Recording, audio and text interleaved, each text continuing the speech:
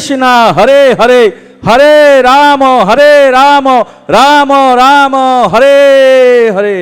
শ্রী চৈতন্য মহাপ্রভু কে ছিল, প্রভুপাদ কে ছিল, জয় পতাকা স্বামী গুরু মহারাজ কে।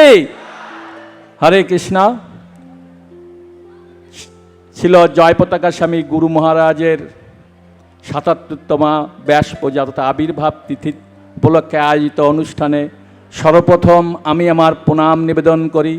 আমার গুরুদেব ছিল জয় পতাকা স্বামী গুরু মহারাজের শ্রীচরণে। ইস্কনের প্রতিষ্ঠাতা আচার্য অভয় চরণারবিন্দ ভক্তিবেদান্ত স্বামী ছিল প্রভুপাদের চরণে আমি ভক্তিপূর্ণ প্রণাম নিবেদন করি এবং ওনার কৃপা আশীর্বাদ ভিক্ষা চাচ্ছি। এবং আজকে উপস্থিত এই মঞ্চে সন্ন্যাসীবর্গ এবং আমার গুরু ভাই গুরুবন এবং ভক্তবৃন্দ সবাইকে আমি ভুলণ্ঠিত দণ্ডবাদ নিবেদন করছি। বাঞ্ছা কল্প তরুবেশ্য কৃপা সিন্ধুভ্য পত্রাং পাবনব্য বৈষ্ণব নমো নমঃ। ছিল জয় পতাকা স্বামী গুরু মহারাজের গুণমহিমা সারা দিন ধরে করলেও শেষ হবে না। কারণ আমি যখন থেকে গুরু মহারাজকে দর্শন করেছি, আমি প্রথম গুরু মহারাজকে দর্শন করেছিলাম 1985 সালে আমাদের বাংলাদেশে। তারপর থেকে যতই দেখি গুরু মহারাজের সম্বন্ধে আমার আর মানে ভাবনার থাকে না। কারণ যতই দেখি ততই আমি উপলব্ধি করতে পারি গুরু মহারাজ সাধারণ কেউ না, স্বয়ং ভগবানের প্রতিনিধি। উনি আমাদেরকে উদ্ধার করার জন্য এই জগতে এসেছেন আমি দেখতে পাচ্ছি। এবং গুরু মহারাজ প্রত্যেকটা বিষয় বাংলাদেশে আমাদের প্রায় আমরা গুরু ভাইরা প্রায় 50,000-এর উপরে গুরু মহারাজের শিষ্য আছে, আমাদের গুরু ভাই বৃন্দ আছে এবং সবাই, এবং বাংলাদেশে অনেক মন্দির হয়েছে গুরু মহারাজের কৃপায়।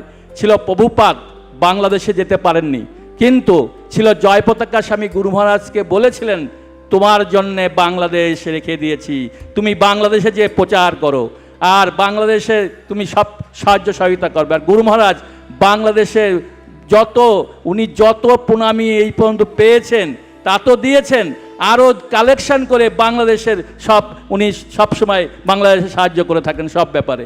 এবং বাংলাদেশে অনেক প্রজেক্ট শুরু হয়েছে, বিভিন্ন প্রজেক্টে গুরু মহারাজ সবসময় ওনার দুহাত এগিয়ে দিয়েছেন। বিশেষ করে নরোত্তম দাস ঠাকুরের আবির্ভাব স্থল এবং বিভিন্ন রকম বিভিন্ন গৌরাঙ্গ মহাপুরুষ পারিষদ বর্গদের যেখানে যেখানে আবির্ভাব তিথি আছে জায়গা আছে সব জায়গাতে গুরু মহারাজ অকাতরে দান করছেন।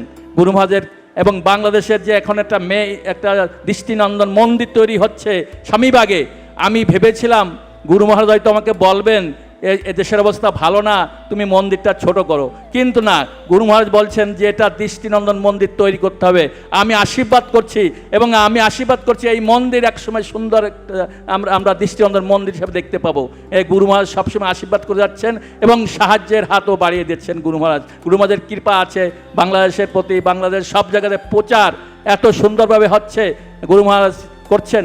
গুরু মহারাজকে আমি জিজ্ঞাসা করেছিলাম গুরু মহারাজ বাংলাদেশে যে আমি কি করব, তখন বলছিলেন তুমি বাংলাদেশে যেয়ে হরিনাম প্রচার করবে আর গৌরাঙ্গ মহাপ্রভুর পারিষদ বর্গ এবং আমাদের মহাত্মাদের যে আবির্ভাব স্থল আছে সেটা তুমি ডেভেলপ করবে। গুরু মহারাজ সঙ্গে গুরু মহারাজ যে এত ভগবানের প্রতি তার বিশ্বাস, গুরুদেবের প্রতি তার বিশ্বাস, হরিনামের প্রতি তার বিশ্বাস, তা একটা প্রমাণ আমি সংক্ষেপে বলছি। একবার গুরু মহারাজকে নিয়ে আমরা হেলিকপ্টারে গিয়েছিলাম।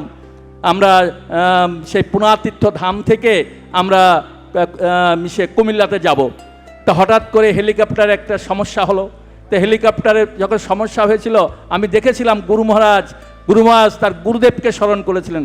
গুরুদেব পৌঁছিল প্রভুপাদ, গুরুদেব রক্ষা করো, গুরুদেব রক্ষা করো, গুরুদেব রক্ষা করো।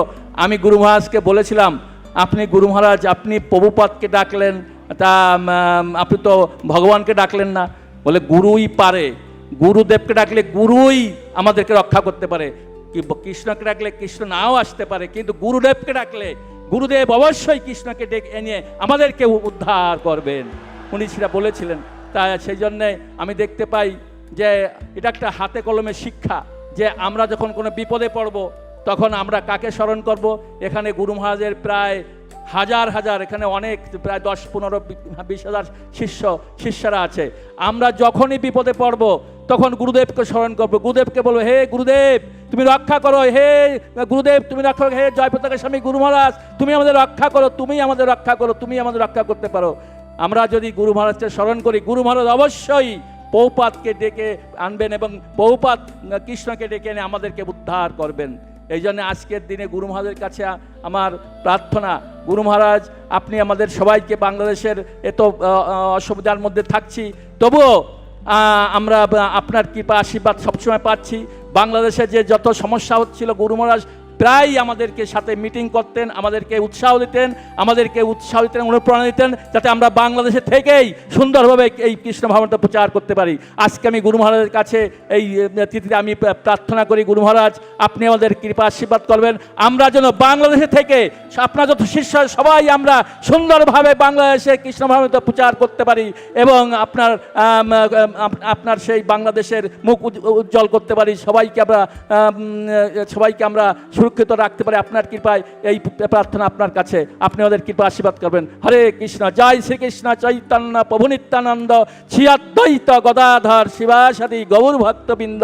হরে কৃষ্ণ কৃষ্ণ কৃষ্ণ হরে হরে, হরে রাম রাম রাম হরে হরে। শ্রী চৈতন্য মহাপ্রভু কে, ছিল প্রভুপাদ কে, ছিল জয়পতাকা স্বামী গুরু মহারাজ কে। হরে কৃষ্ণ। ধন্যবাদ সবাইকে।